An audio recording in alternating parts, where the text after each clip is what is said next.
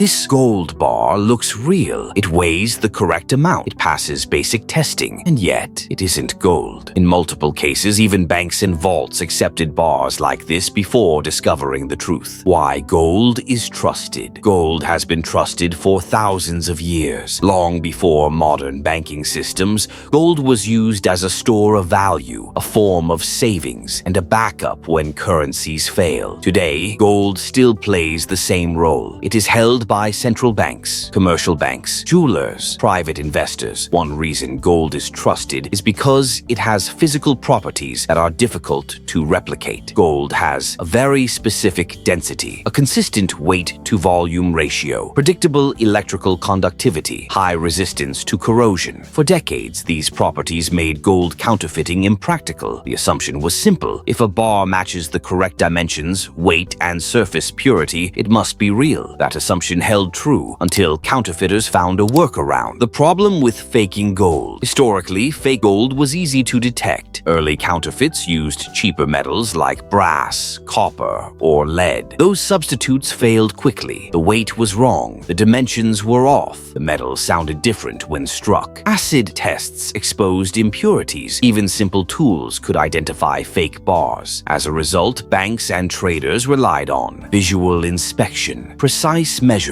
weight verification, surface purity tests. These methods worked because no common metal behaved like gold. That changed with the discovery of one specific material, the breakthrough metal, tungsten. The metal that changed gold counterfeiting was tungsten. Tungsten's density is almost identical to gold. Gold, 19.32 grams per cubic centimeter. Tungsten, 19.25 grams per cubic centimeter. This difference is small enough to bypass basic detection methods. Tungsten is also much cheaper than gold, extremely hard, stable under heat and pressure. Once counterfeiters realized tungsten could replicate gold's weight and volume, gold counterfeiting became far more sophisticated. For the first time, a fake gold bar could weigh correctly, match exact dimensions, feel convincing in the hand. This discovery marked a turning point. Gold counterfeiting moved from crude fraud to engineered deception. How fake gold is actually made. High-quality fake gold is not produced casually. It involves multiple precise steps. Step 1. Creating the tungsten core. A solid tungsten block is cut and shaped to match the internal volume of a gold bar. Precision is critical. Even small dimensional errors can expose the fake during inspection. The goal is to create a core that perfectly fills the space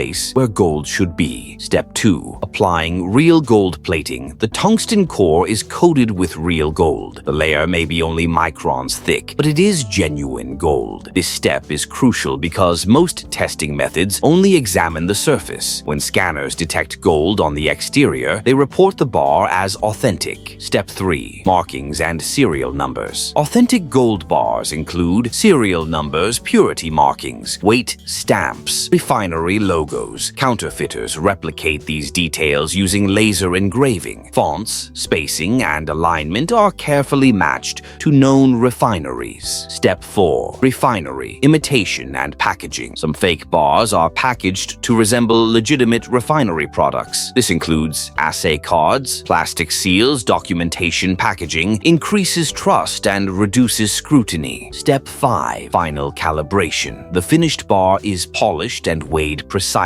Adjustments are made until the bar matches expected weight, fits standard dimensions, passes surface tests. At this stage, the bar can pass routine inspections. How banks and vaults get fooled. Banks and vaults do not drill every gold bar they receive. Their systems rely on trusted suppliers, sealed deliveries, documentation chains, non-destructive testing. Common checks include weight verification, dimension measurement, surface purity scans using XRFXF scanners. Only analyze the surface. If the surface is gold, the scan confirms gold. This creates a vulnerability. In several real cases, tungsten core bars were only discovered during later audits when bars were resold when advanced testing was introduced. The issue was not negligence. The system was designed around trust, not deception. How fake gold enters the global market. Fake gold does not enter the global financial system in dramatic ways. There are no large-scale heists, no sudden vault breaches. Instead, it enters quietly through normal trade. Counterfeit gold almost never appears first at major central banks or national reserves. Those institutions source gold directly from certified refineries and apply the most stringent controls. The weak points are elsewhere. The most common entry points are smaller, trusted intermediaries.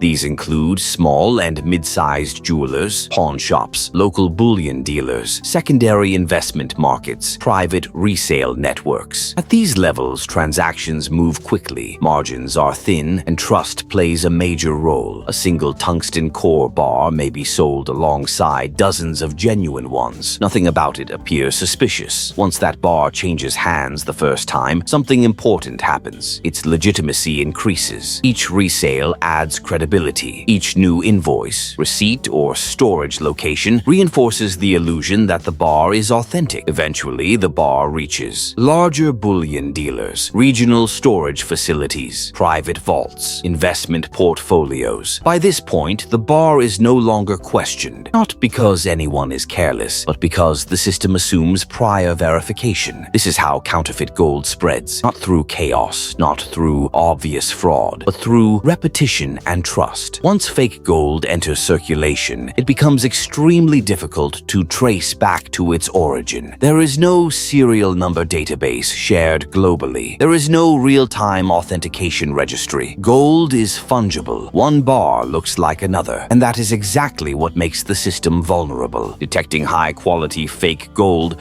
requires one thing most markets avoid: looking inside the bar. Surface testing is fast. Internal testing is slow. That trade-off defines the entire problem. The most reliable detection methods include ultrasound scanning to measure internal density, drilling to extract a core sample, advanced imaging techniques. Each of these methods works, but each has limitations. Ultrasound requires specialized equipment and trained operators. Drilling permanently damages the bar. Advanced imaging is expensive and time-consuming. For institutions handling thousands of bars, this creates a dilemma. Testing every bar thoroughly would slow down operations, increase costs, reduce liquidity, damage inventory. So most institutions rely on probability. They test random samples, bars from unfamiliar sources, bars entering the system for the first time. But tungsten core bars are designed to survive exactly this level of scrutiny. They pass weight checks, dimensional measurements, surface purity scans, visual inspection. To most systems, they are statistically invisible. This is not a failure of intelligence. It is a limitation of scale. Perfect security is possible, but it is slow. Financial markets are not, and counterfeiters exploit that gap. For centuries, gold represented something absolute,